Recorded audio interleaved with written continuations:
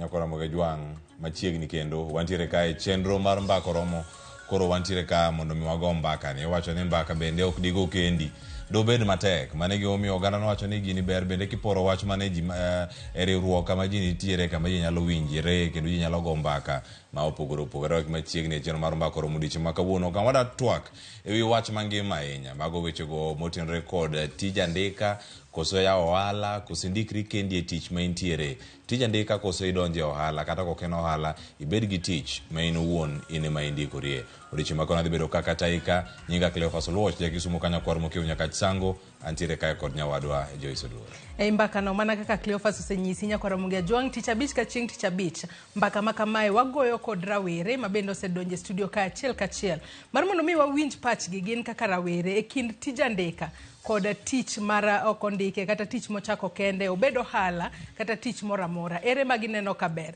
kalore ne gisani chal mar ngima e pacho ka oidho jogo mantiere sekta mar tije mag andika yuak matamra gi nono jogo mantiere sekta mar ohala bende yuak matamra gi nono kata kamano mane maber donge Cleophas gibiro bedo ka gileronwa kendo mano wadhi do thuolo mar mondo mi wawinjane kadier mano mar donjo e tije andika dipendi ni tije andika tu in gi tiji ma bende inya bedo ka itimo bathe koso nyalo bedo ni intiere tich mari michako kendi to wacho ni omenda michuli kata kondiki bende ponono en moro madier mar yudo to bende en ga omenda koso passion ng'ato wacho ni kinde mantie sani kata Joyce ng'ato kadang penji ni in jafwambo nikech ihero koso in jafwambo nikech osara mane minyalo Cleophas gigo dhi hand in hand pesa gi passion onyalo bedo pesa gi passion nikech onyalo bedo ne en passion to ka pesa onge to chunyi nyalo bedo gi to moro mi bole piny wacho ni we kora bol passion piny amany pesa aya penjo ma kama bino sicholo nyakora Ramogi jwang moko kuom usichakoro ote gi med oro gi ni mar kata achiel kuom gi en Lewis Wuda Wasiboda wacho ni aya an ahero ohala moloyo tije andika nikech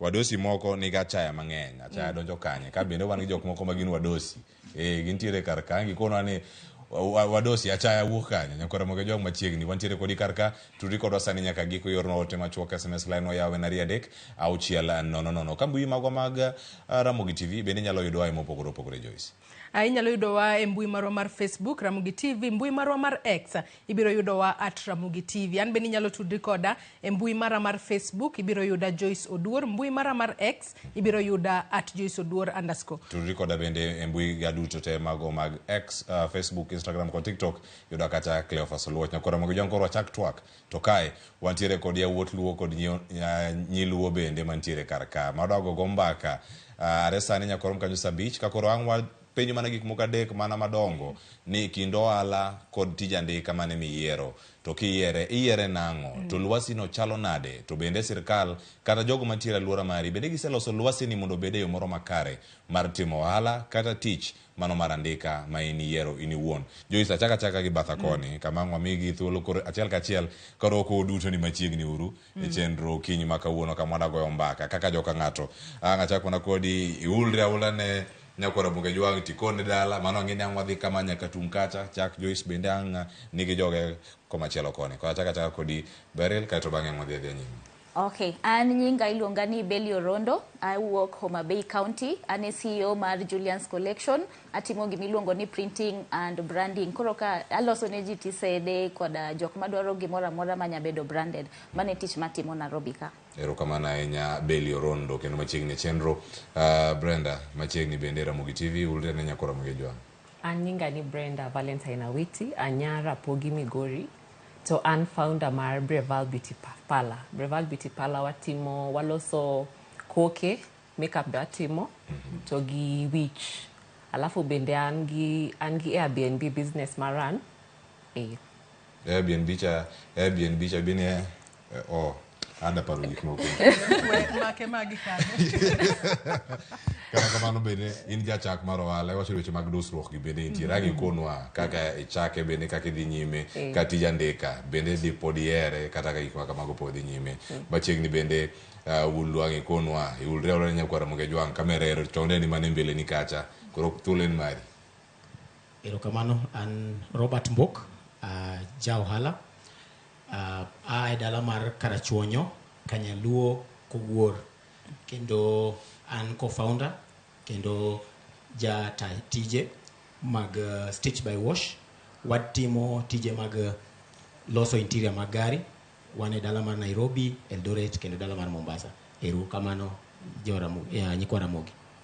Ero kamano ahinya machiegni kabiro korka koni achak kodi in bende ma thuolo mari mar pakori wach nyaka kumiaye. Ero kamano an gi nyinga iluongo ni Dennis Asiko. An director mar Elan Savings Limited kendo director mar Aflotech Kenya Limited. Atimo consultancy in leadership in corporate and governance kendo atimo bende tenders mag supply of goods and also services. Koro amor mar bedo e Ramogi ka mondo wawuoye wach mar bedo jawala kata bedo jandika. Machiegni ahinya. Awono dhi wacho ni en Ramogi mor mar bedo Ramogi TV mondo pogwa tenda. Ndio jomwa dwa tenda opogore mantiere ka. Lakini Ramogi dwa kako timo wan. Angi konwa matut. Machiegni Veronica. Ero kamano ahinya. Niluonga ni Veronica Okola. Sorry, an gi homa. An nyar ndiwa Homa Bay Kanyikela. Koro amor kuom bedo kaka uono. Pani kawuono en odiochienga mar ariyo. Koro an ondika gi National Bank kaka personal banker. Tatimo consultancy be mar financial trainings. Yeah. Machiegni ahinya to akibiro nyiso ni tija ndika osebedo ka teri yo machalo nade to ponono nitiere paro ma intiere godo mar chako en bende gimochielo mopogore gi mano. Tim consultancy, you consultant, beauty consultant, gipogore. Nation papen mari machiegni. Asante sana Joyce, asante sana Cleophas. Inyalo wuoya gi microphone wawinj duondi makare. Kabisa. Mimi luonga ni Nation Odongo, adak e county ma Nairobi, to nyuola Homa Bay. Homa Bay aya sego Kanyada. To Nairobi kan kaka jawala, deal gi company moro amad CEO and the founder mar company luongo ni Max Street Center. Max Street deal gi electronics, specifically reference to Apple products from iPhone, MacBook and some reference to other electronics, house electronics. Apart from that, I'm also a technician. I do more repair on them. Apart from that, also just like my sister, I'm a business man Airbnb, and I'm looking forward, manakaka jawala, to extend ng'enika business chako to you can think of another one, and that's how it goes. Asante Ramogi. Machiegni ure twak mar okinyi makawuono kani koro wachak twak gi kanye Cleophas wachak gi Beli ka ene momoke. Beli e kin tija ndika koda tich mar ohala mane ma korka kori ber nigi sane.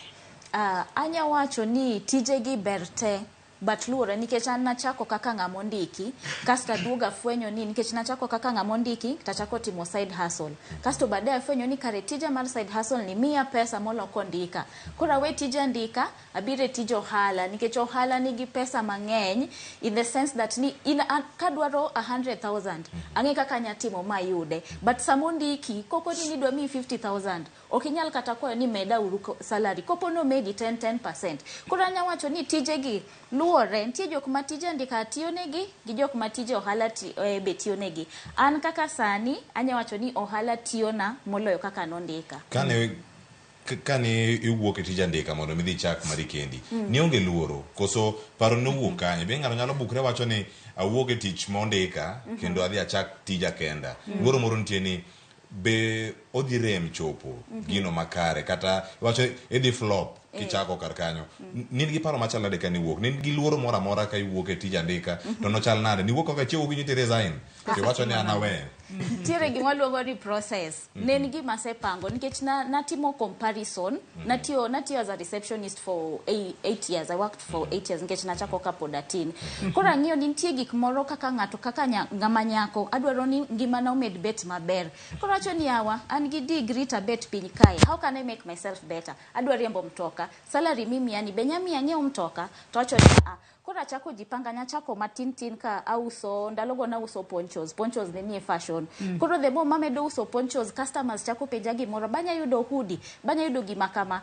koro kar refer gi tu jomoko awacho ni ane manya uso gigi koro chako source out koro kane adwa we tich no kanyiso ng'ato nikech neno luoro no ji mang'eny luor ni kiwe tich ti dhi ohala samoro ohala ok dhi mako koro awacho ni ma risk matek but I took a calculated risk awacho na kan pesa na for the next 6 months wacho ni anya chulo rent kende manakano wacho ni rent nani nyatera for the next 6 months but let me take this risk koponi ohala okodhi na maber tanya chulo rent na achako dok amanyo tich. But nikech nokadwa na doge tich, naji kaza ma the first 2 weeks na yudo pesa double my salary, tawacho ni okachaka doge andika. Iwinjo ka koro ohala kanye malongore ohala kanye macho ni kai kuma kora bete kuma goe tienda. Ma isebedo kanyo nyaka sani. Wawinja ne Veronica mwantiere godo kae ma en ohulore ni entiere ondike kendo pod ondike kata bedo ni entiere kod consultancy afam ne moro. Veronica, in korka kori e kind tij andika kod tich ma in godo kendi ere maber?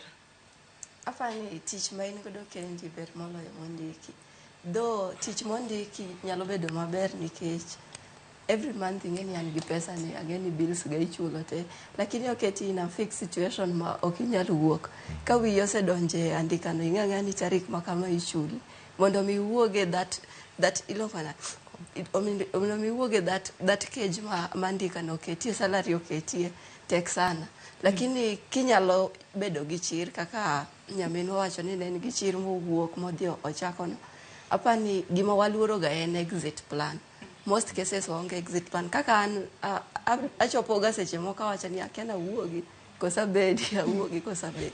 Lakini in gi luoro ni kia ni kiwuok tanga dhi timore. Ilero kanyo makare ahinya, wacho ni thothne luoro to pod nitiere. Luoro e gino makoro wanyalo wacho ni en common factor kanyo Cleophas, kalore ni kapok iwuok exit plan nyaka iket piny e yo makare. Ing'eyo ni ka in e tij andika ting'e ni en month ka en month adhi yudo pesa ma kama mano rent asechul. Ohala ka to po nono ikia gimoro amora. Ichulo rent, tichulo chama, ichulo gik moko te. Mabende samoro bende moko nyalo bedo ni kata weche mag osuru gintiere e ohala kata bende giyude e yo moro makare mana kama ntiere kar kae. Kendo koro Brenda Valentine akeli e twak bende ponono ka ise winjo mit mar andika kod mit mano mar chako ohandi kama ntiere to chal nade nyaka sani kinyalo pimo pewe ariyogi? Koro an osendika ondika sani lakini kawuona doloso ne ohala nikech ohala ema tiyo na maber. Koro I think the fear mawango majite manigo and the exit plan.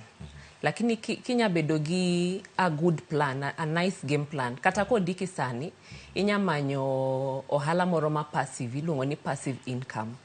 Tiende ni itiyo ondiki itiyo lakini iyudo gimore bathe. Igo kata sim gik moko minya timo on the side ma ok bro ketho ni tich. Koro kinya yudo gima kamano to ber. Ilero kanyo makare ahinya. Winje korka kori Dennis, inyalo ng'iswa ni ponono in bende ni chako koda tij andika mondi eka kori isarende wacho ni an ok ane kotera makare we kora chaka abed director mano mar kambi ma intiere godo sani. Inyalo mana pimonwa ni e kind ariyogo ere ma ber kata ere mosetiyo kata consultancy cha bende en mana tich. Koro ondiki podi koso ondiki to podi nigi kambi nikeni anto kondika an chako ng'eyo tije mo ng'ato ndikore kien mano chakre higa 2018 2018 kana biro Nairobi ka pok abudho Nairobi ka to nenti osiepna moro ne nigi office Westlands kae to notimo a bit of consultancy kidogo and otimo supplies bende kidogo. Koro kanye mana chako lan kaka nyalo bedo independent. Koro nochopo at a point ma wacho ni koro abro bedo ni adepend kon bwanane nikech en gi kambi ge motomo go consultancy koso an go nega chak mara. Koro the first company mara nayawo 2019 iluongo ni Land Havens to nayawe keto mar supply general supplies and chaka loso moro iluongo ni obed affiliated to the same. Koro timo consultancy. Koro achako mana timo consultancy ma uchopo at a point ma wacho ni consultancy be okinya timo ma graduate atimo education but at least no gibed gi professional course ma oro mondo mi tim consultancy. Koro nadhi atimo CS company secretary. Kasetimo CS to awacho ni gika koro nyaka koro I involve myself in something I want to consult. Koro emana chako consult corporate and governance. Koro emasebedo katimo kidogo I offer bende company secretary services emosebedo katera up to this level. On the other hand nachaka register kambi more around 2020 ilongo ni Aflotech Kenya.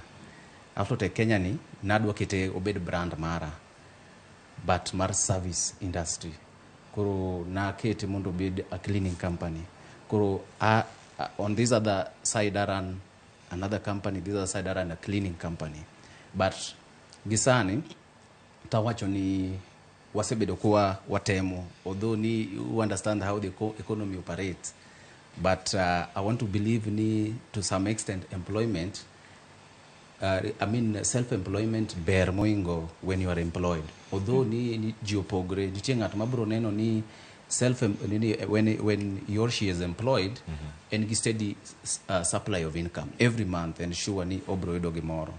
This other side to opogore nikech samitimo ohala okin sure ni kawuono idhi yudo biashara, but consistency mari ema biro nyiso ni timori nade biashara mari flow.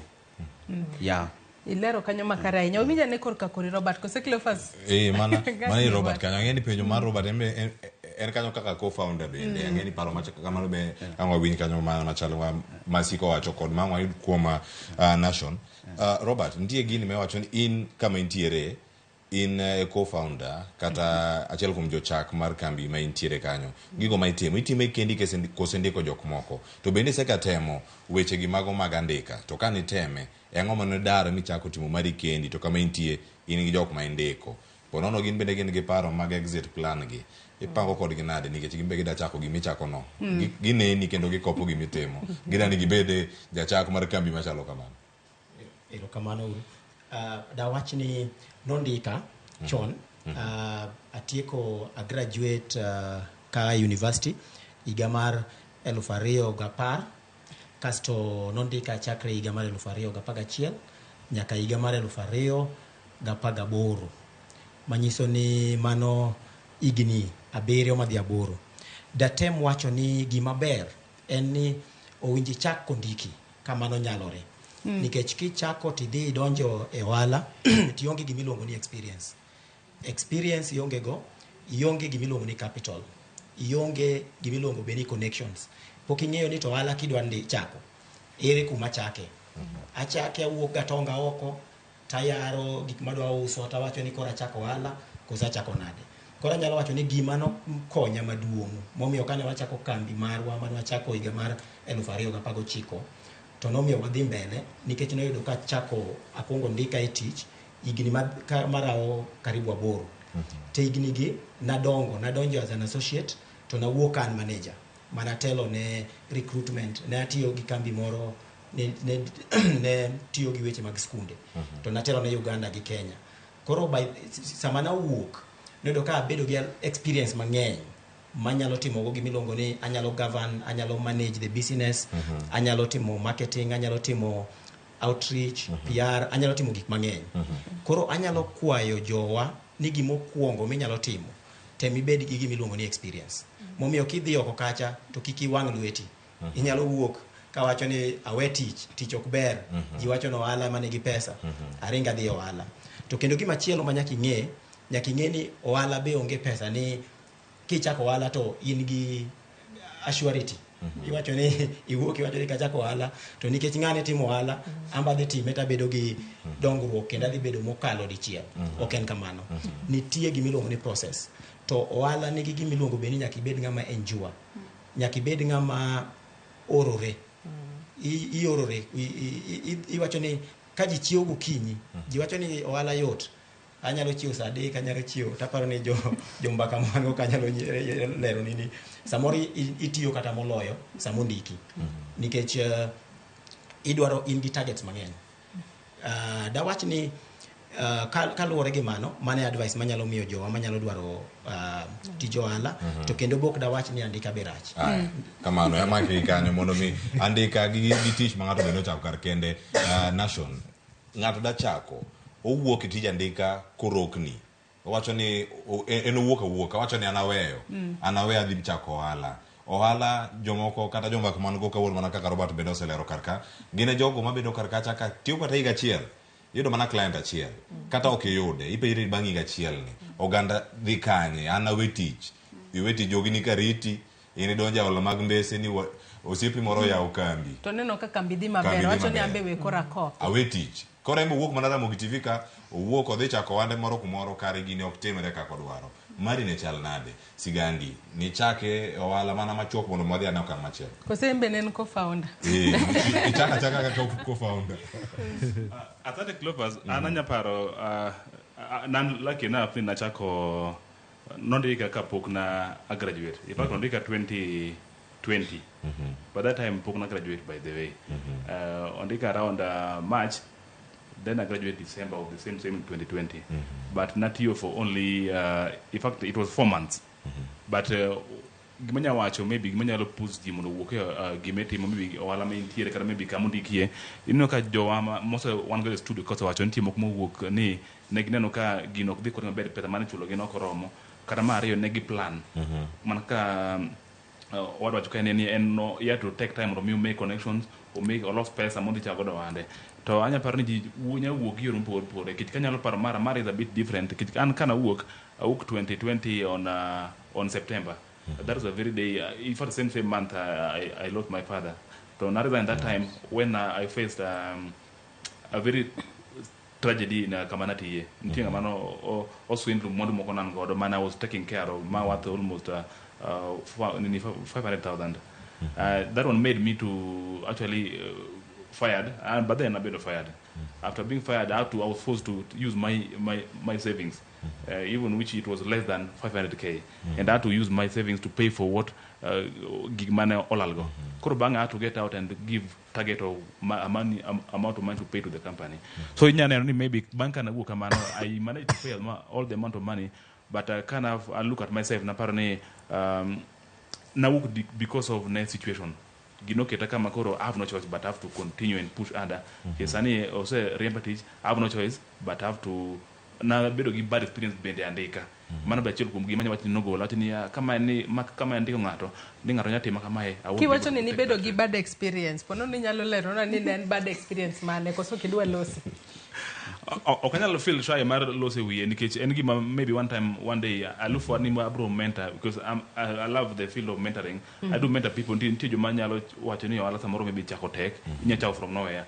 but had a bad experience ni gino timore at same actually same week I lost my father I also lost my savings then I lost my job the same week in fact they never even bother to think ni ngani with wongi we just pardon him koro it happened that it was a very bad experience koro I never had a choice but I was like ni aonge anyway out and then gimo team na kama bede employed I have no way but just to work hard at least begin my own company koro ko tibo 2021 that is just 2 years ago I sat down then I thought of can I do this thing gimana team company cha because my experience I was a technician and I was also I developed salesman because don't no can feel man so much I'm a bit in politics and business but na couple mama koreka nyakla and from nowhere in fact with the zero savings with the like zero connection I just began chako tega okoyotga but gima anyalo medo kama owado ne wacho ni en gima kiketa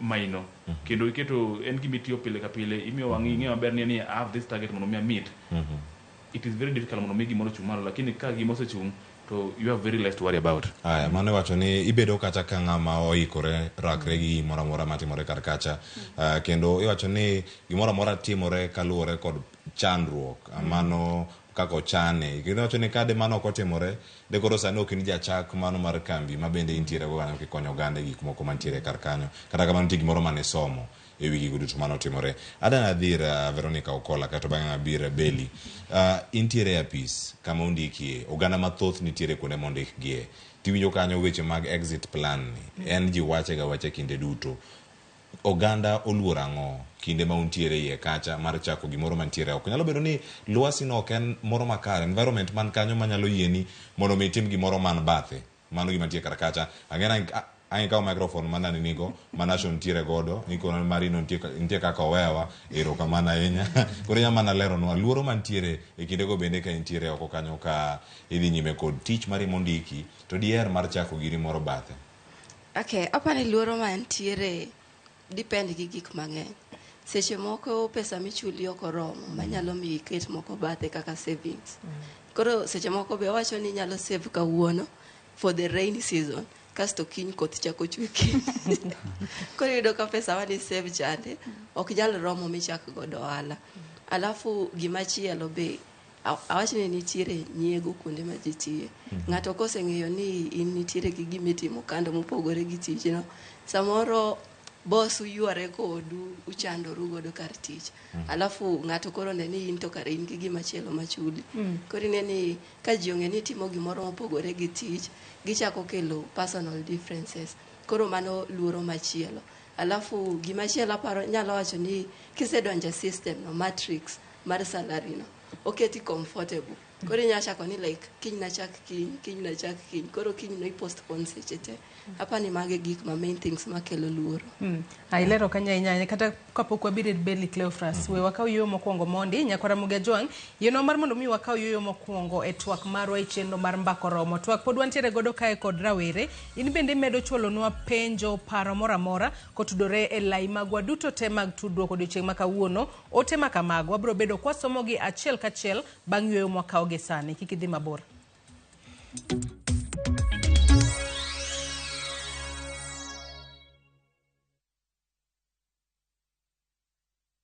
View Travel presents Hidden Gems and Well-Hidden Treasures. 3 days, Mombasa, Diani or Malindi from 13,999. 3 days, Masai Mara or Amboseli from 14,500. 3 days, Savo or Samburu from 23,000. 2 days, Mount Kenya, Naivasha or Nakuru from 3,900. 5 days, Dubai or Zanzibar from 640 USD. 5 days from 1,050 USD. 5 days, Egypt, Thailand or Turkey from 1,150 USD.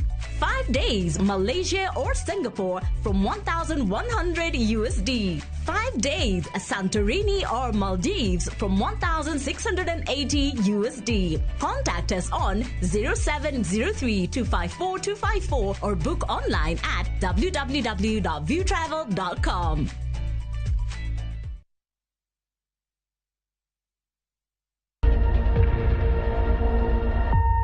Obed pau siasa, ohala, telo, thieth, jiwo ratich oganda, kata mana somo. Ka onge jiwruok e kindwa to okwabi bet. Ng'ama miyo, duonde kata tekone, nyisore e okang' mamalo. Dhowa ni kan duso mach. Wuogi ng'ama nyalo wuoyogo many network ni. Kamora mora ma intie pachoka. Mine osekelo dongruok mathoth e pewe magimako kendo lony margi kelo lokruok mathoth. Asementa ji moromo kendo I'm very proud of that. Winj lony, jip kod puonj magichiwo. Gimoro amora midwa timo tim gi tekoni te gi chunyi te nikech mano kende e yo minyalo dongori godo motegno. Ngeso ka ngeso e chenro mar Mine Wacho kod Jaelieta.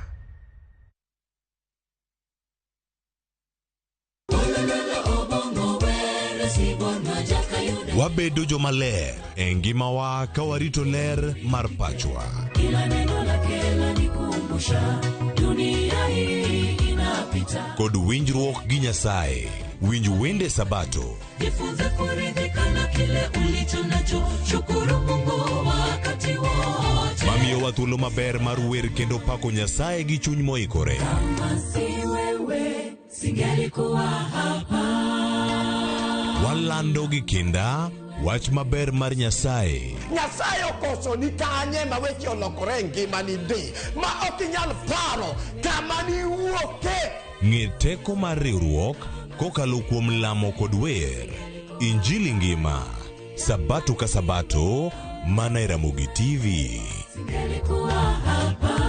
Kama siwe.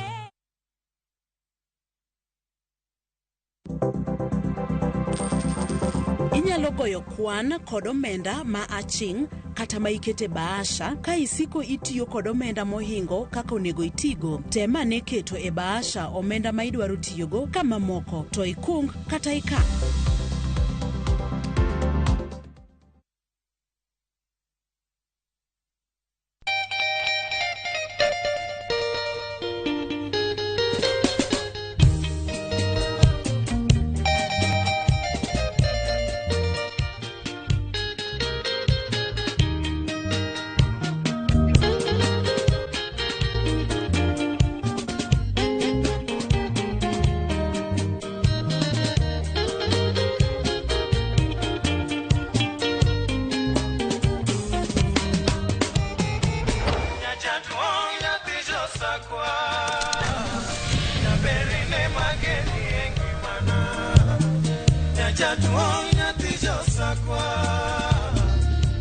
Radio Ramogi, kar chuny jaluo.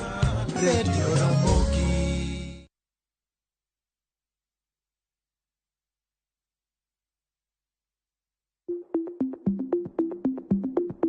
Inyalo bedo jatuo mar kansa. Kata kamano, tim yiero mari mar bedo thuon. Gini emna ka iloko pachi. Chopedo thieth mondo pimi kawuono. Cham chiemo ma owinjore. Tim orako kendo luw kaka daktari ochiki. Ked kod tuo mar kansa. Oteni okelni kod Royal Media Services. We care.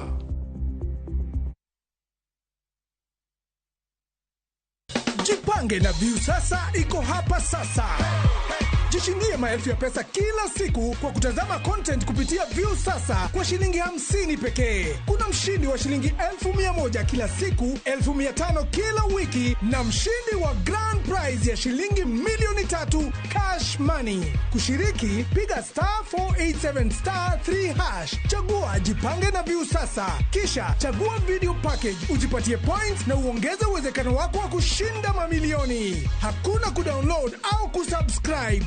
Unaenda tu nywe. Jipange ushinde mamilioni na View sasa. Mamilioni.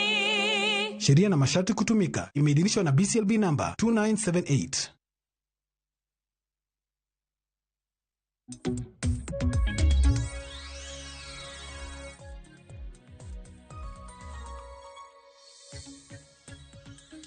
Machiegni kendo nyako Ramogi Ajwang' kama na inya kuom medo bedo kodwa e twak marwa mar ariyo e cheno mar mbaka romo kinyi makawuono mbaka mawagoyo nyaka sani pod wadhi mbele kod mbaka makama mano tije andika koso ohala. Wantiere kae kod rawere mopogore opogore, joma nyiri kaachiel kod joma chuo gichwalonwa duondgi ni e kind tije andika kaachiel kod mano mar ohala en mane magin gineno ni ber negi. Te wanyisi ni kamora mora minenowa in bende nyalo chwalonwa paro mora mora kotudore kod thuon wach ma watwake. Kwa nyalo mana somo mogo kuom ote Cleophas. Ote makamagi biro bed kiketonwa achiel kachiel e wang' jowi kanyo mar mondo mi in bende konywa somo ka intiere dala. Achak kanyo kod ote ma okuongo mano mar ambassador Ngicha Al-Bashir. Wacho ni tij andika ng'eny gi pressure from the high rank person that leads to mental torture. Ahero mondo young promising youths to get into legit business. Gibiro neno big change.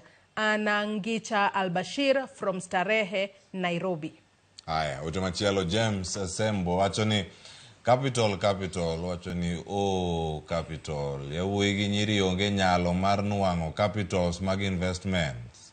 James Sembo mano ka Kabobo Village Masara Gold Mining Town in Migori County. Oywago capital. Brian James wacho ni an kaka rawera iyiero ohala gi atamalo 100 ewi 100. Kalure ni tije mag andika sani onge pacho kae. Kowe mano usuru bende oidho malo mae keto ngima matek. Sani rowere onego odonjie pur kalure ni pur nigi yuto mamalo. Brian Odago mar Kajulu Mamboleo. Kama na inya Brian kum ote makamano. Aya mzee Wood magi wacho ni an korka kora ohala gi wacho ni ohala gi go are the best.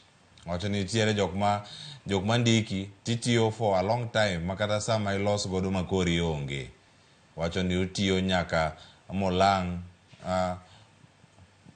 otiyo nyaka mamalang chudo kapuoyo. Okay, wacho ni tiyo nyaka extra. Ruth Nyathi Chieng wacho kanyo ni tije andika go tinde noka. An tij andika na weyo higa mar 2018 kendo ahero ohala nikech omiya thuolo mar tiyo tijega mag ot ma ok athagora manyo jatich. Jotije udi tinde yudo malong'o tek. To kiyudo malong'o to odwaro ni ichule 10,000 kadhi nyime. To seche moko ichuli 20,000. Wasiwasi bende nyalo thagi kondiki. Oking'eyo kaka nyithindo nitiere e ot seche moko jatich osedhi oweyogi kendgi.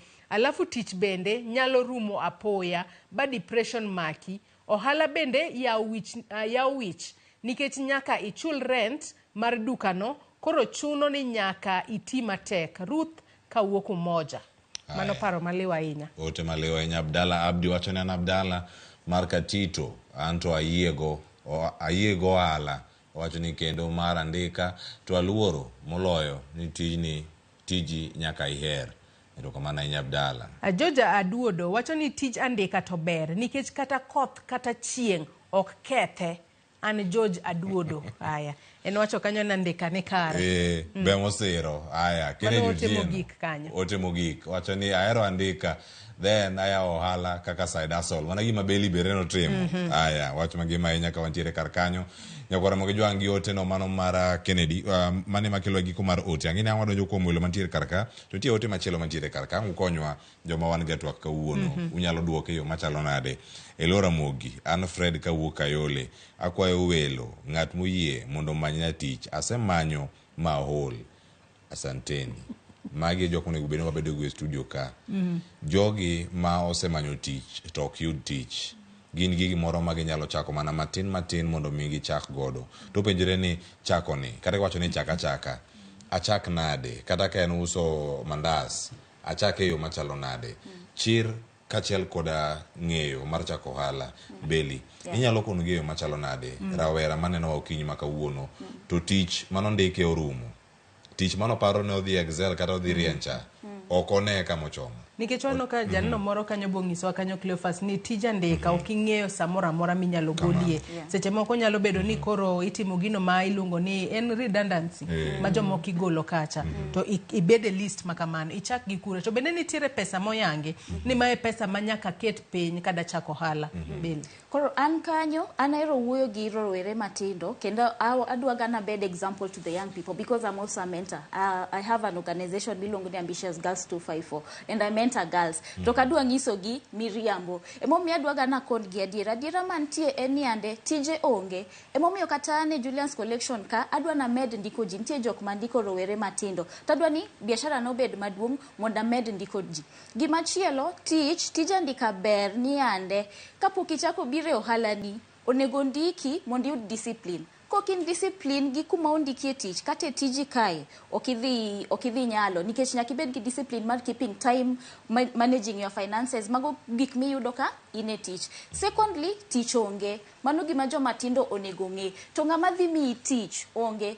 Wan gi talanta mopogore. Emomiyo wacho ni wiye michiemo go. Ko nyaka ipar an gima nyiso ga jok mapenja ni Beli aonge tich achak rango. The easiest thing en niya manja ohala moro ma uso gik moko kaka wuoche, kaka wigs, kastiko ne nango anaonge pesa iwuoyo kode omigi tidhi uso at a higher rate yudo profit ni tiduoko ne pesa ne cha. Kamane kaka ng'ama onge tich nyalo chako. Ichako kata nitie gik mang'eny ma ji nya uso. Ka in ng'ama nyako lewni manya ng'at ma uso lewni ting'ise niyawa kana ibiyo reseller. Koro ngeni chako ionge kamano capital oko onge kanyo but ichako uso tich. Koro profit miyudo ni emikano matin tichako bedo gi stock ni. That is one way of yudo pesa. Machielo en talents. Ji mang'eny nigi skills. Ji onge goro kopo ni nyalo goro. Daki chaka goro ti post. Social media ji tiyogo e yo mopogore. Ji mang'eny ng'ato eno dhi social media yenyo. But when you go to social media you can start making post ng'ato nyacho ni ng'ani timo gima kama anyalo luonge obi okonya tich. Koro ji onego ti gi wigi ng'ama dhi ndiki onge ine ni dhi konyori kendi to nyaka iti gi wi mane gima nya wacho. Wach mangima ina ti gi wi wich dhano. Wacho ni kamintiere kode be ka diponi teko rumo e wino mar paro bende bedo kumoro matek. Brenda, ang'eni thuolo ma oganda yudo mar tich. Beli wacho ka ni tich onge. Warito bo yiere ni gine adier. Tich onge. Koso tich ni en dhano ema lose. Koso chenro mar yudo tich ema tek. Nyaka ing'e ng'at mong'eyo ng'ato. Eka ibed gi tich. To bende wacho ni donjo ohala. Kanyo to ng'ato chako pare wiye mondi ni dana chor. Kata gor gimoro agore adhi use ne ng'ama ntiere kar kacha ng'ato paro client cha mondi kata kapok ochako ohala korka kori inyalo wuok kod geyo mane. Koro anya wacho ni tije onge adier. Tije onge connections be ji need connections mondo yud tijno mane en adier ma ji ok dwa wacho. Koro kaka Beli owacho talent moro min go ang'o minyatimo ang'o ma unique minyatimo. Waneno influencers kaka Crazy Kena, kaka Flako giri. Talents gi emomiyo gi pesa. Koro manye talent ni moro manya miyi pesa. Ema koro i build a talent no. Ilero kanyo makarenya Dennis korka kori edo sani wacho ni onego beni manyo ponono kata talent ma intiere godo manyalo miyo manyalo kata inyalo tiyo godo mar mondo mi yud pesa kata kamano kwa ngie pinywa mar Kenya kae bende lwasi ni kare kata environment bende ni kare mar ponono chako kata ohala kata mar ng'iyo ni anto iran gi talent anyalo kata suko akeka suko bende tinde en talent an kata gi talent mar goro en pok bende lwasi kata environment nitiere kare mar ng'ato nyalo wacho ni anto koro we awuoge tij andika ne we koro adhi ohala kata chak kambi na mora mora. Aparo ni gigi opogre ok ng'ata manyalo wacho ni owuok e tich to odhi andika be ok ng'ata manyalo wacho ni adwa timo business but I believe ni gigi is all about risking. Yeah, some risk for something ing'eyo ni at the end of the day you are going to achieve certain things. Koro ibro yudo ni ng'ato en obro yie mondo risk otim biashara nikech ong'eyo ni koketo pesa ne moro matiska to at the end of the day kochopo godhiambo to pesa no duogo gi profit moro matin. And then nitie ng'at moro man nyalo bedo gi pesa lakini oluor kete ang'owa biashara koro bro amua to keto e savings. Wacho ni afadhali pesa nano bed kanyo akete e mshwari ma Safaricom obeda kanyo chieng' madich kode bro tiyo kode. Yeah, and then this person money employment ma adieri yudo to tich tek. Kaka nyamino wacho, it really involves a lot. Nyaki bed gi connection.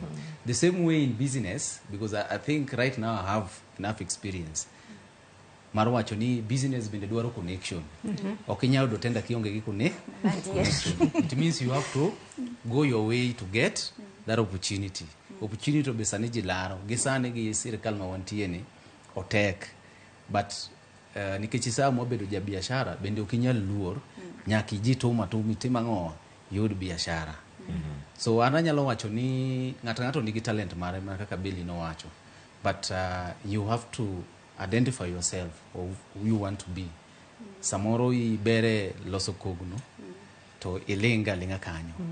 Yeah, I have friends ma bende loso kata kogne ot en wuotho mana e uteji to loso kogno ango dhiambo yudo 1,000 moro dok godo. Brenda time. Yeah, that is an income. Income no, it depends on how you are going to spread it at the end of the day. Because I want to believe ni every income should count. Kiyude ting'eyo ni an gi activities achiel ariyo adek. We aket pesa ni koni, aket moro ni koni, aket moro ni koni. At the end of the day dongin gi potential of income.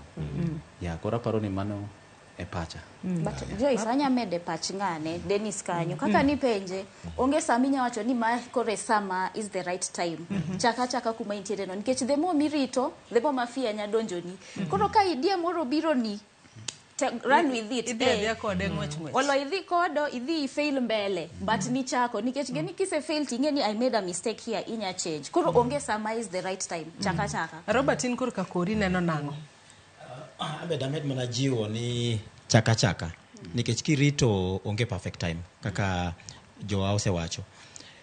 Chak matin to gima be nyaka bedgo kiki chaka ni itimo koki keto chenro nyaka bedgo. Iwacho ni kupore ni an jandiko maber kata jagoro to ka goro to jibro ng'e nade ni an jagoro maber molo jomoko mabe goro oko kacha. To jogo magoro oko kacha ang'o manyalo timo mondo akal gima gitimo cha mondo ka chako tambe ji omanya molo kata ka gimanyo joka. Koro mano be gima nyaka ing'i matut. Ing'i ni ok ibi bedo jagoro kendi, itie jomo mang'eny magoro. Tang'o mabiro keti apart. Koro gima dajiw jowa ni kise bedo gi idea to sana kinyalo build a talent gimiero. Gimiero inyalo tiyo gokinyi kata ndalo 4 to kiwinj ka ng'amo setiyo. Koro mane momiyo itemo jiwji ni tim gimiero. To gino miero bibiro yudo ka in ng'ama jagoro ibiro yudo ka mang'eny kata social media ifollow mana joma goro ifollow mana joma timo gigo koro maluwo ni in gi knowledge mang'eny e gino miero. Mane kaka dajiwe. Ilere yo makare. Valentine da medo gimo. Adwa medo gimo. Kaito Veronica, kaito Nation feeling anya to mbaka bro rumo ka kedo. Aya bre. Koro advice moro monya miyo rawere ni chakuru matin. Inya yudo rawere moko dwaro chako gi tenda moro maduong' ma sirkal. Mane big mistake ma rawere timoga. Chaka matin. Kidwa uso tong, chaki tong 2. Kinyi bo usa 10. Kinyi bo yao hotel moro. Koro gi chaka matin to gibed gi chir. Chaka gibedo kod chir. Vero kaito Nation osedwoko microphone. Top of gima Brenda wacho. Apa ni ng'eny rawere ka gidhi e business. Samoro ng'ato ae employment odhi e business mondo obed rich faster. Waero shortcut. Okwadwa kata employment ka donjo kaka manager, kata donjo kaka ng'achako piny. Koro apa ni most of the times rawere donjo e business gi mindset ni gidwa omoka pi. Koro in the process jok madonjo e business gi mindset mar kuomoka iyudo ka 20% ema omoka ga. Seche moko kata 10 kata 5% ema moko kuom giruombore piny makoro gidonge maonge gimoro amora. Gidang mag paro depression bende donjo kar kanyo. Koro frustrations kelo depression gi other things.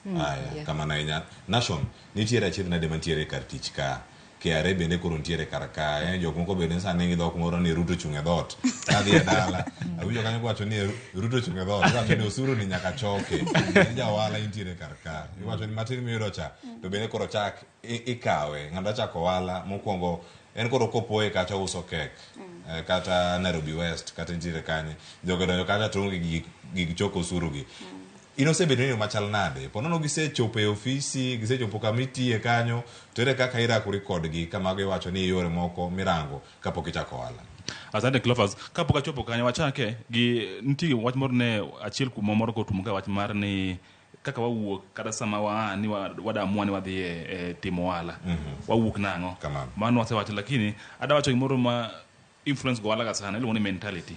Ngine wan kinyalo neno most of us nyanya wacho ni maybe kane vijende meke ama nthi nyanza kano nyuolwa to janyuol ni sinia wuoda dan mondo dhi so matek mondo ibed engineer adani mondo dhi so matek ndike bank itiyo maber yud pesa kora pani mimi momi mulo bank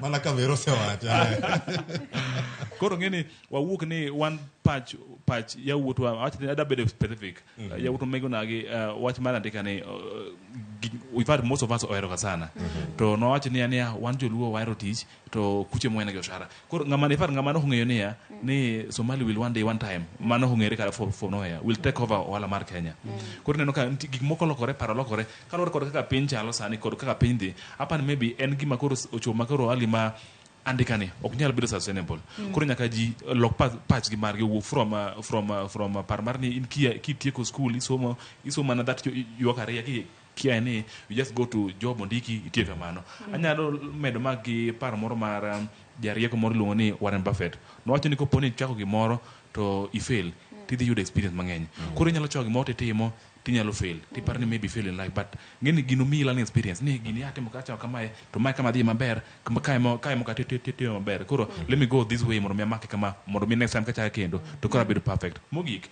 sani kilo fata da kwa die marwach ng'ato nyalo kara gombo ni by the way doge ondiki nikech sani mokwongo nyako ni KRA mokwongo ni gibedo very strict and last week just a span of 1 month jogo biro duka diriyo to gidang yo ni biso gin ngene mokwongo class yuwak ni yar gini uso be matek na ngone koro nyalo pari ni wauso ngani gimoro maybe kada be maonge okomede vieti to maybe kada vieti ka ngato biro so sare ana sai yawa anono to kare maja KRA ineno kirgin far mag master mondeki matijge mar wuothe dukni ng'iyo ni ngat mane mokus gi vieti dukani yere nade bin gi permit kan onge ni ifar kada county permit mar ti mar fire ti mar manyako yo to renew yearly pinyane no ka wala bene rise ani ma ji work everywhere kuro nyako ni okay that easy but gimanyalo maybe add aji mada bedo ohala kata maybe mantie ohala otega sana ndiyo yes but nitie samoro moyudega breakthrough koro enana ni we just waketa maino watie pile mokwa ol ena keto geno kata kamano kapok wadhi mbele gi twak marwa pile ka pile chenro mar mbako romo watudore kod jofwambo magwa mondo wawinj ane ni to en ang'o ma giluwonwa e counties mopogore opogore gi thuolo ni adwa ni wadhi achiel kachiel nyaka e county ma Kisii watudore kod jafwambo marwa ma Kisii Crispin Otieno oyawre county ma Kisii okinyi ma kawuono antiere kae konya wadwa Cleophas Oluocha ang'eyo ni nyaka sani iloro skunde ma pacho ka inyalo mana chwalo nwa mbaka makamano kata twak makamane county ma Kisii kono Crispin awinjo wuoyo makare oyawre ahinya wachiwo maber e kaunti ni ma Kisii mana kaka iwacho kinde ni makoro skunde mopogore opogore ma pacho ka dhi nyime kod loro tiere weche mosebedo ka wuok ahinya e kaunti ma Kisii kama waseneno ka nyithindo matindo mantiere kind higa 5 nyaka higa 10 ng'eny gi wero galar te kinde ni makoro gidhi dala ne nyasi masikuku kata holiday ma kawo dweche 2 kod wige 2 weche mopogore opogore pod medo dhi nyime jokanyo medo loso kaka jonyuol onego bed ni tiyo kaka rito nyithindgi e kinde ni makoro gidok pacho kendo momiyo kama wantiere skul miluongo ni Komai kama graduation mar nyithindo nyasi mar graduation mar nyithindo dhi nyime okinyi ma kawuono kata kamano mopogore gi nyasino jonyuol bende imiyo puonj makende kaluwore kod kaka onego bed ni girito nyithindgi e kinde masani momiyo nyasani dani mondo los kod moko kuom jonyuol mondo giler ni gin gi paro mane kinde makoro nyithindo odhi skul kata dok dala gineno ni ere kaka nyithindo nyalo rite yo makare mana kaka ineno Cleophas mage nyithindo ma timo graduation tani mondo los kod moko kuom jonyuol achak kod nyiswa ni iluongi ni ng'a alafu lenwa ni in kaka janyuol odiochieng' ma kawuono ma ji timo graduation nyithindo timo graduation dwa dok dala onego bed ni irito nyithindo yo machal erokamano ahinya Crispin en iluonga ni Jojo Diwo mokwongo agoyo ni director mar skundni erokamano gi tich okech kuom tich matek ma gisetimo ahinya e skundni skulni aneno ka en skul maber kendo discipline ni malo kendo gimoro amora aneno ka ni sawa kabisa koro akwayo jonyuol sani koro jopuonje dhi miyowa nyithindo koro wan bende wabed gi nyithindwa piny wabed kodgi piny mondo wapuonjgi e yo makare kik wabwe nyithindo baya ni nyithindo dhi neno dangi dhi neno waygi kuonde mopogore opogore nikech kuonde ma gidhieno to one town ka ok wanyal ng'e ka nyathi dhi iyudo ni samo waweyo odhi ka waygi jopuonjo miwa nyithindo kaonge gi iye ka iduogo ni sani dweche 2 momiwa ni idhi yudo ka nyathi duogo ka nyathi nigi ich koro kapo ni nyathini omako ich koro gima dhi kelo koko mang'eny gi jopuonj ni wamiyo nyathi kaber nyathi chako dogo bedo omako ich koro wach mar group ma nyithindo bedo e grube go ok wadwa nikech samo gidhi donjo e madho njaga gik mopogore opogore kama aina adani mwana los kod jatelo ma skul ni karibu katika runinga ya Ramogi. Hebu tuambie leo mnapofanya hafla ya kufuzu kwa wanafunzi hao, hebu wito wenu kwa wazazi wakati huu. Kumekuwa na visa mbalimbali vikiwemo visa vya dhulma za watoto wachanga.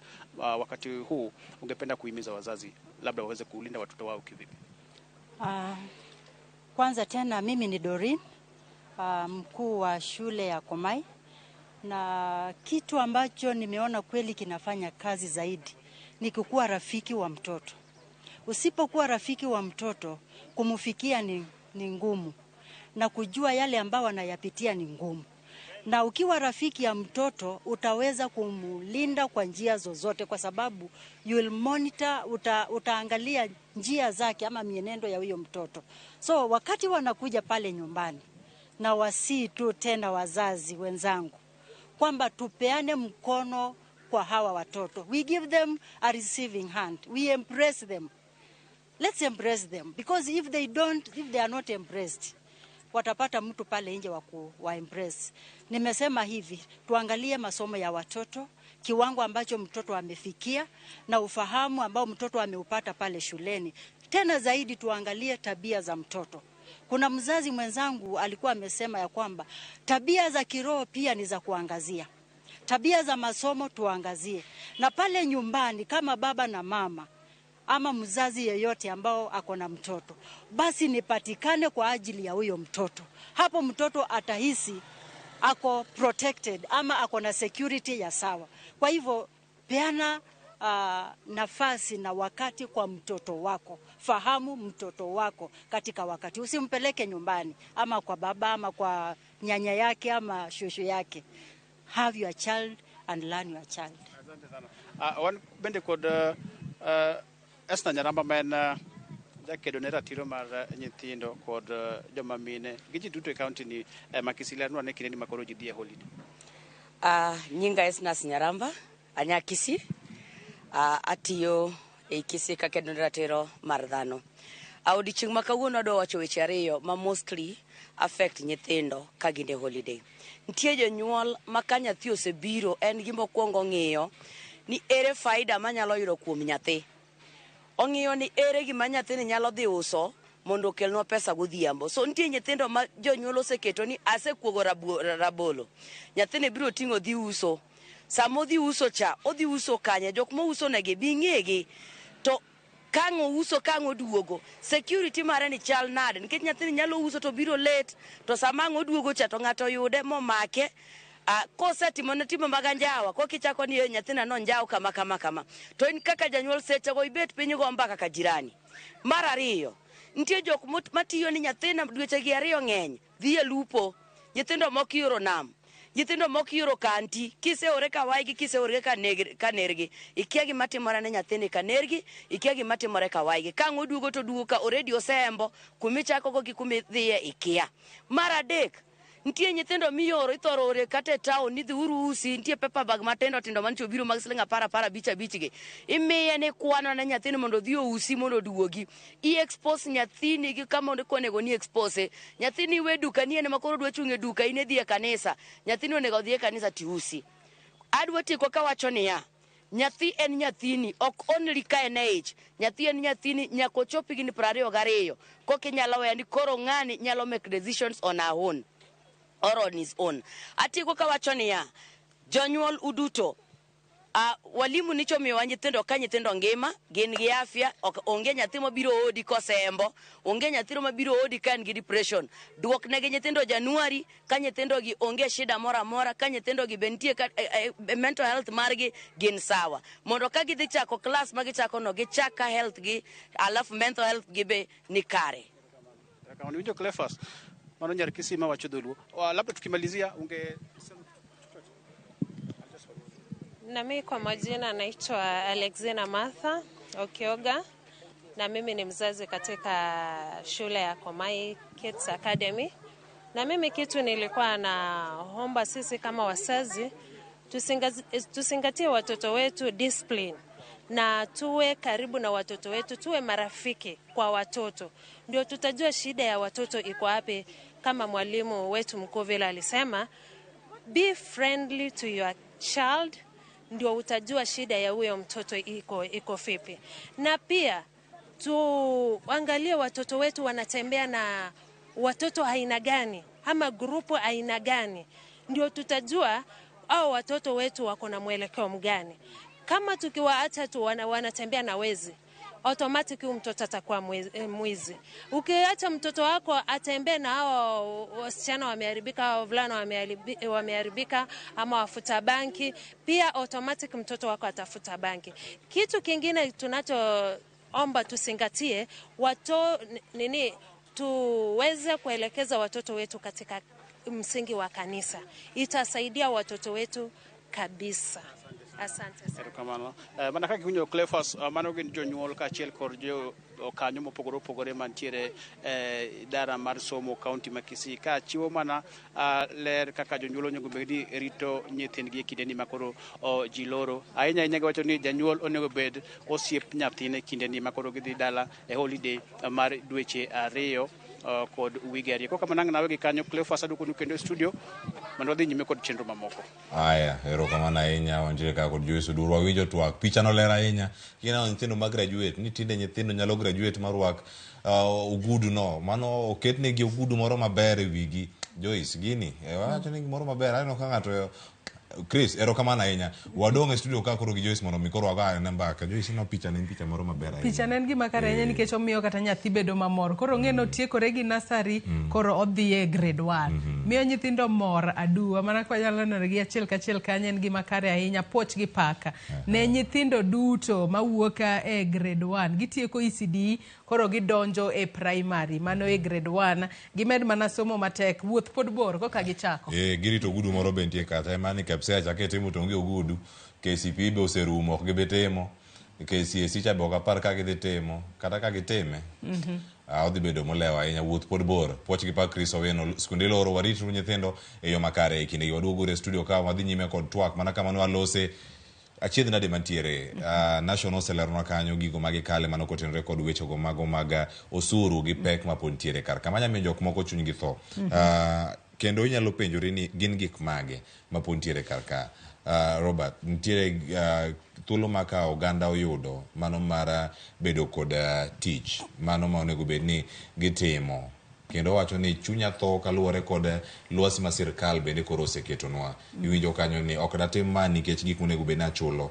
chako ohala ng'ato nya wacho ni idhi adhiya kumoro te register kono ane kako chal business name kacha kako onego bed ni yude kisetieko makoro chak ibed gi kambi ni makoro abila ma asiko bende olero kar kanyo ni mae gima dwarore mondo mi ibed gi kambi makoro nya bedo ni bindi kechi. Erokamano ahinya. Wuoth bor mar timo ohala to nyaka bed gi kama ichake. Koro kama ichake en ni kidwa timo luwore gi abila mar ohala midwa chako. Kidwa timo gimiluongo ni sole proprietorship kata ohala mar ng'at achiel tidhi e e-citizen mari mondo indik itim gimito iluongo ni business registration of business name. Koro kidhi kanyo tindiko ni dagomb mondo andik nying mar ohanda obed kama. To kopore ni en ohala midhi timo ma ok idwar mondo ibed gi registration imany business name imany bank account gi makamago but gigo gin gik mabecho then ing'iyo ka en ohala madhi gi environment mar health kata ka uso mandas nyaka ibed gi gik ma sirikal dwaro mondo ng'ato timre nade obed ni nyalo mi ruhusa mar uso gik machalo mag chiemo. Koro mago gik matindo tindo manyaka itim kidwa timo ohala. Koro mondo ibed go ohala mochanore mago gik madwarore ni mondo itim ang'owa mondo ibed go. Kopogore gi mano dawach kendo ni nitie gik midwaro kaka mag city council requirements mag city council ka iluongo ni single business permit kopore ni itimo ohala e boma kaka Nairobi opogore kaluwore gi ohala mitimo. Ko ohala mari ondiko ji 2 kata ji 3 nitie pesa michulo. Ko ohala mari en ohala maduong' mokawo ji mokalo kata 10 nitie kiwango mitimo nade michulo. To nitie kendo certificate moko kaka mag fire ka in gi building ma itime wandani ohala ni ok en ohala mitimo oko kucho. Koro gigo nyaka imany mondo ing'e ni gigi nyaka bedgo. Kata kichako kionge kodgi to tim research mondo ing'e ni ohala ma dwa timo ni ang'ogi ni gik madwarore.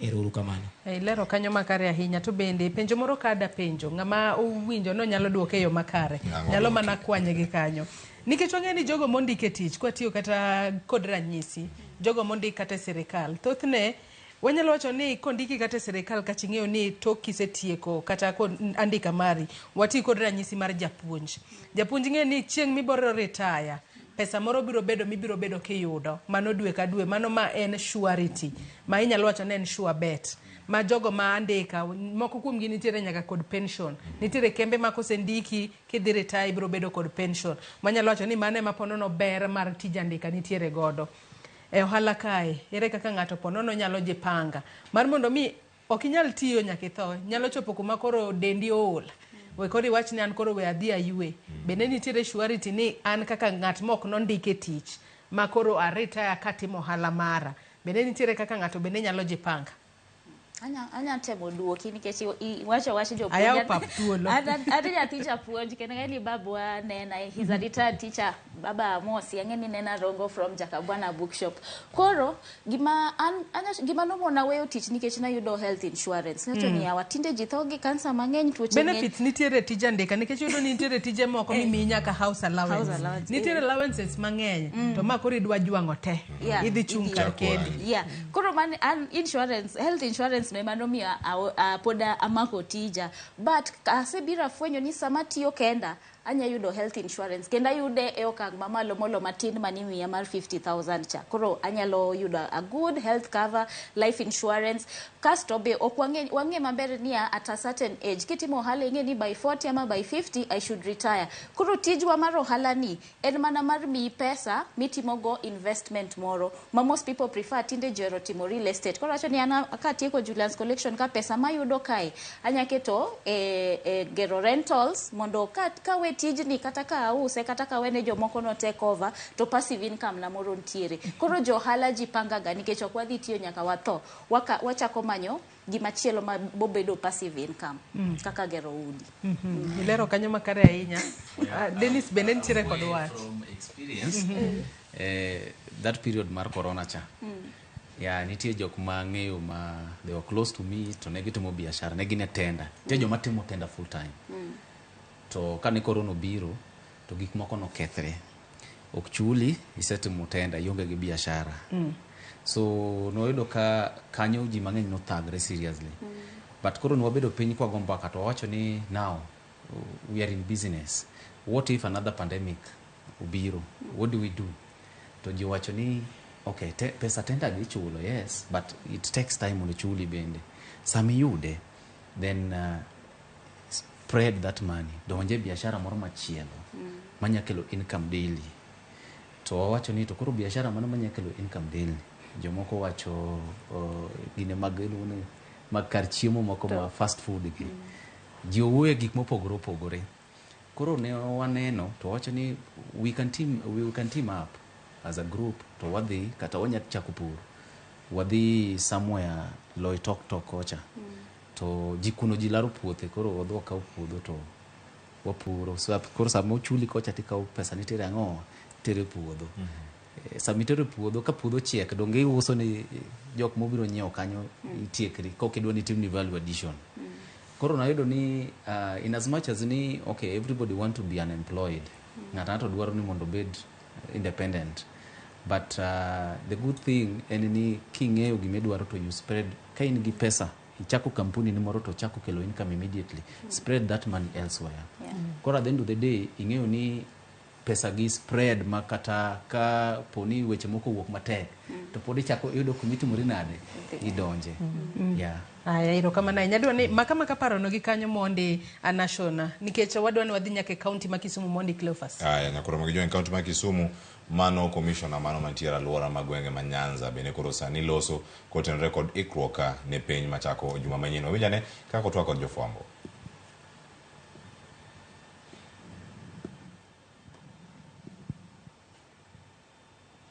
mano gigo monego beni timore kacha achiel watemo manye mondo mi wayuda ne Joyce mano Flora Moroa mabende loso sane kod jofwambo ngene ka wanyalo thuolo mondo mi yang wayude achiel kanyo winjane ni ikruok ne piny sani koro kaka oloso Asante sana endapo kutakuwa na mafuriko mikakati yote umeweka ili kuhakikisha kwamba yanafanyika. Asante sana. Iwapo kutakuwa na mafuriko, na hili ni jambo ambalo kama serikali tumekuwa tukilipangia kwa muda mrefu, hakuna mwanafunzi yeyote atakosa kufanya mtihani kwa sababu ya mafuriko. Tumekaa kila kaunti iko na kamati ambayo imeweza kutambua sehemu ambazo ziko na mvua zaidi ya ile ya kawaida, kama sehemu za Kisumu, sehemu ya Nyando, kuna sehemu zingine katika kaunti ya Migori na Homa Bay. Kama kutakuwa na mvua ambayo inaweza kutatiza usafiri wa magari, kuna helikopta ambazo zitaweza kupeleka mitihani katika hizo shule.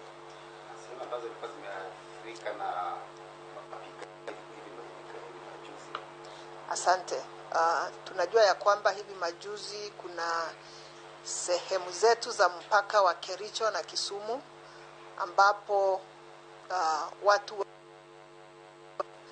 na shule zingine zilikuwa zimefungwa, lakini ningependa kuhakikishia ya kwamba hizo shule kwa sasa zimefunguliwa, wanafunzi wamerudi shule na tuko na askari wale askari ambao waliletwa kule kuhakikisha kwamba kuna usalama wakiongezewa na wale ambao watakuwa wakilinda mtihani. Tuko na uhakika ya kwamba wanafunzi wetu watafanya mtihani katika hali ya usalama.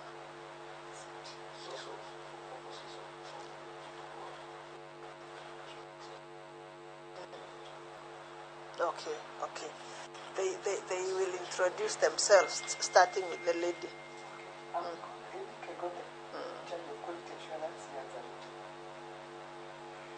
My name is Samuel Marigat. I'm the TSC County Director Kisumu, representing my Regional Director, Madam Jane Jack. Education.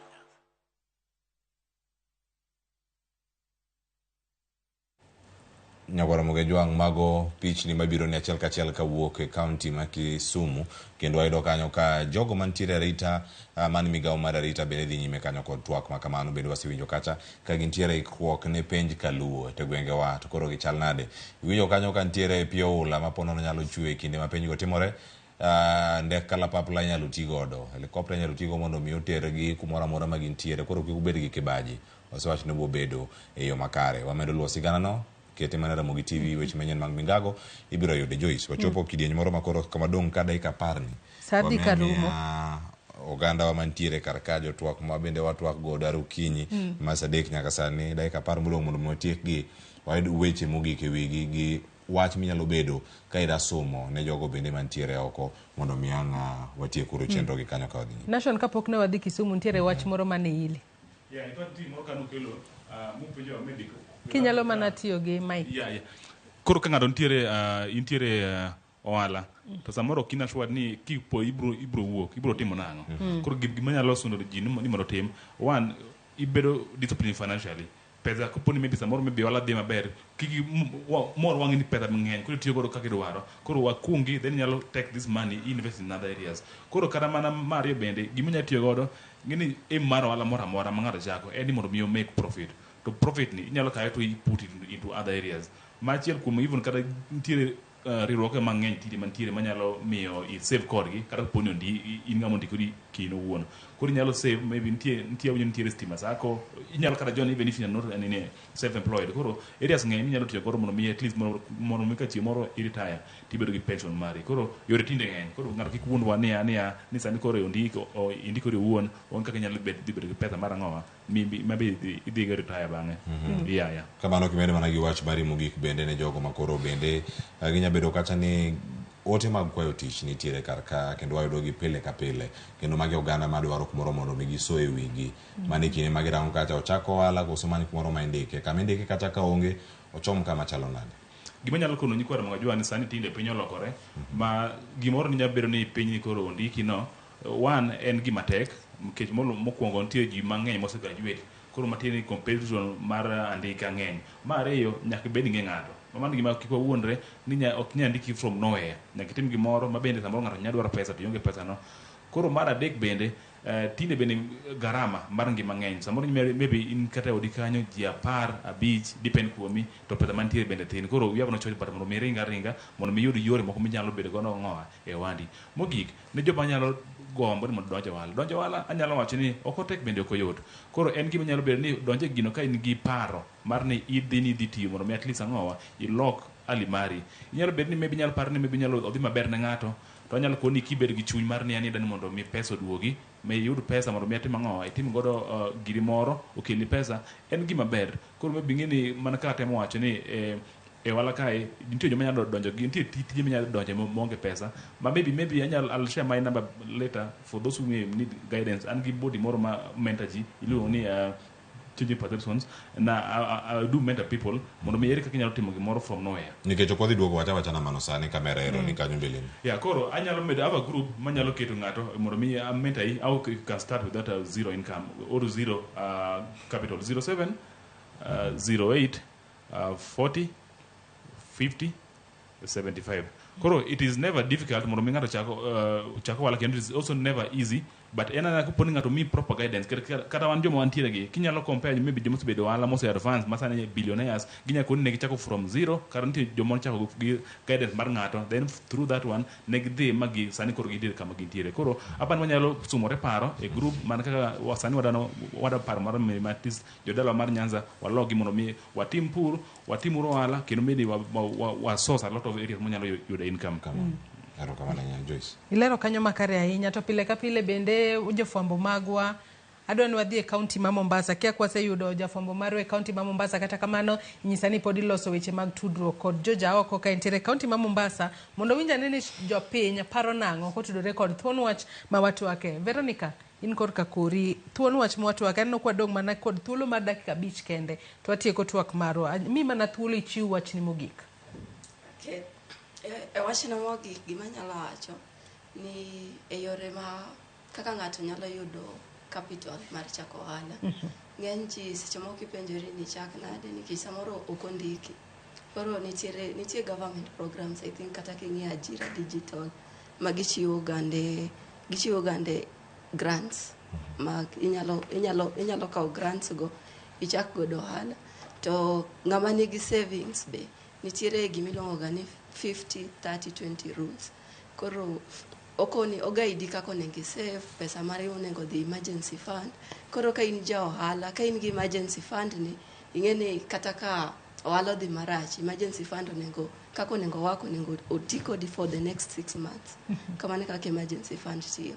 Koro hapa ni ji onego bed gi emergency fund alafu onego be invest gi moko kaka insurance to gi nitie government bonds be.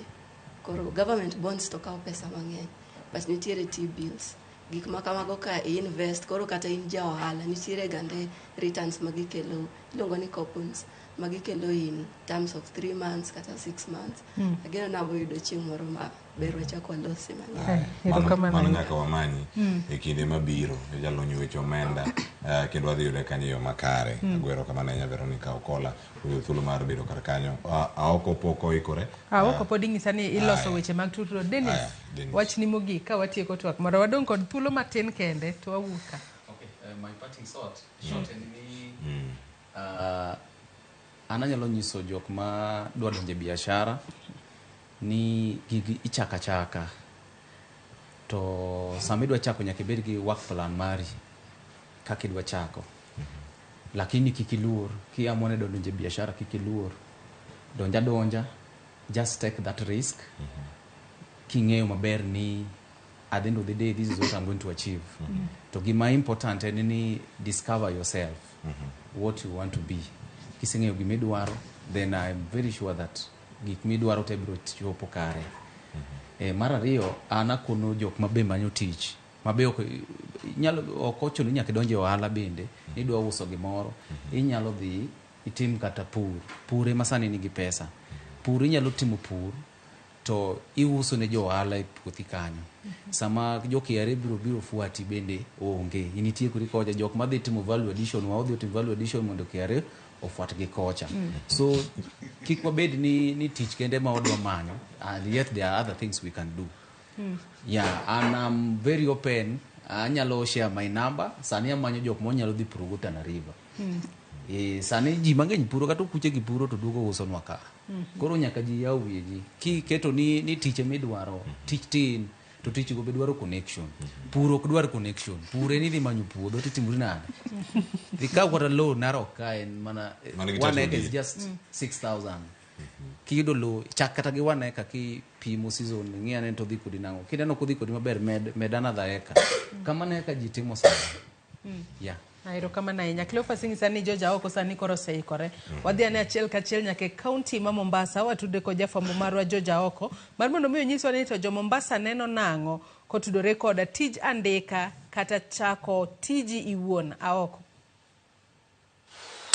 Erokamano ahinya awinjo maber kowuok e kaunti ma Mombasa kuma kawuono be watemo ng'iyane ni to rowere wach ang'o korka weche mag thuolo mag tije to chutho mago mosetieko skul nikech achiel kuom midhieche ma gikone gibedo godo en ni manyo thuolo mag tije samoro bedo mapek omiyo koro gikone moko kuom gikone onego bed ni gichako tije giwegi moko bende rito tije andika. Kata kamano ka endi antiere gi achiel kuom rowere ma en owuon okone ochako tije ne mar okone osetemo menyo makoro gino neno ko bare ndasi wawuone kode ka endi mondo nyisa ni to eto otimo ang'o to ang'o miyo noamua mar timo tijni. Chaka gi nyingi. Okay, an giluonga ni Dano Muya, wuod Ugenya.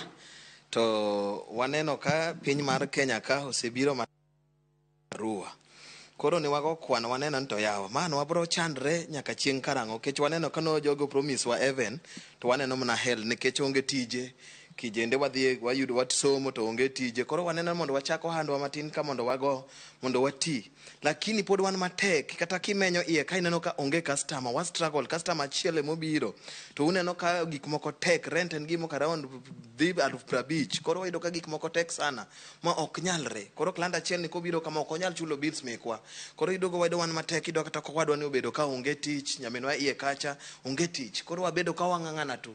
To sirkandwa ni nongiso wan gibo tumonwa nang'o gibro miwa tije gibro yawonwa sectors mag kibarua jua kali koro tamo wa onge gimo dwa tim koro waneno at least watim matin mwan go ni manyalo kelo nwang'o moge mesa mondo kik wakwech kech oganda jora mogi wan wang'iyo gu marwa kata tin ok wang'iyo gi kwecho koro wang'iyo ni kwatimo marwa ni to bro kelo nwa mogo lakini wa struggle oganda jenkwa jwang wa struggle kech onge tije.